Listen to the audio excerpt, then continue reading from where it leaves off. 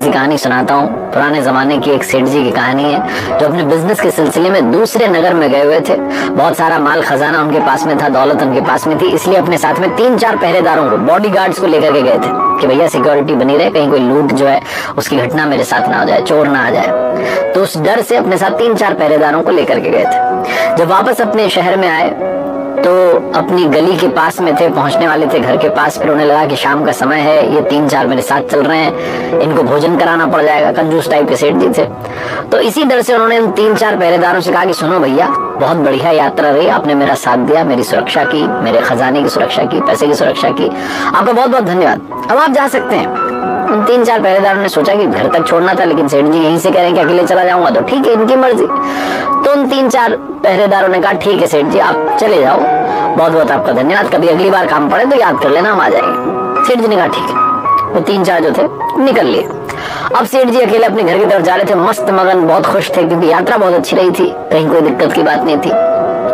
अपने घर की गली में जैसे ही मुड़े, वैसे ही 60 डाकुओं ने सेठ जी को घेर लिया। सेठ जी घबरा गए, बोले ये क्या हो गया?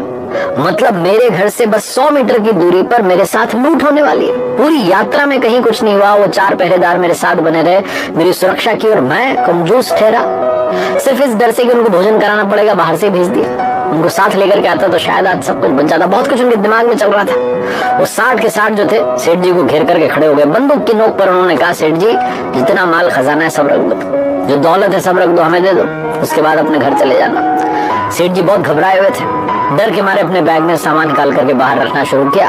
और सेठ जी तभी सबके चेहरे पढ़ने की कोशिश कर रहे थे, आंखें पढ़ने की कोशिश कर रहे थे, क्योंकि सबने तो जो है कपड़ा बांधा हुआ था मुंह पर। तो सेठ जी को 2 लोगों की जो है आंखें पहचान में आ गई। सेठ जी ने कहा सोनू तुम, दूसरे से कहा मोनू तुम। उन दोनों ने अपने मुंह पर से कपड़ा हटाया, बोले हाँ सेठ जी, आपने हमें पहचान लिया। बोले हाँ, क्यों नहीं पहचाना, तुम इतने सालों तक मेरे साथ रहे, हमारे साथ में काम किया।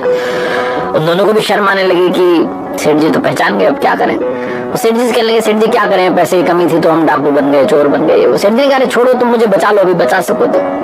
उन दोनों ने अपने बाकी के 58 साथियों से कहा कि साथियों, ये हमारे सेठ जी हैं, हमने पहले इनके यहाँ पर नौकरी की है, इनका नमक खाया है, अब इनको हम लूटेंगे ये बात जमेगी नहीं, तो मैं आपसे बस ये कहना चाहता हूँ कि इनको छोड़ दो। सब लोग विरोध करने लगे, लेकिन उन दोनों ने बहुत मान मनोल की, बहुत रिक्वेस्ट की कि किसी और जगह चलेंगे, कहीं और चोरी करेंगे, इनको छोड़ दो।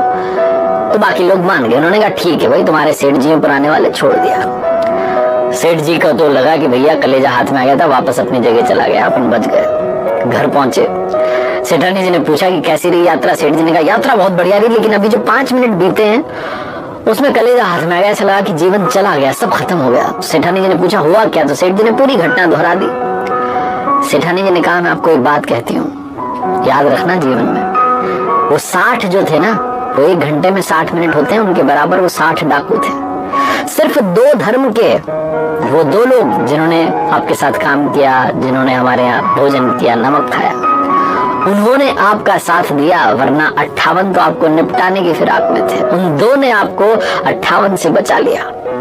सेठ जी ने कहा मतलब? तो सेठानी जी ने कहा बस वही तो है, 1 घंटे में 60 मिनट होते हैं, 2 मिनट धर्म के निकाल लो, 58 मिनट आपका कुछ कर नहीं पाएंगे, सब अच्छा रहेगा।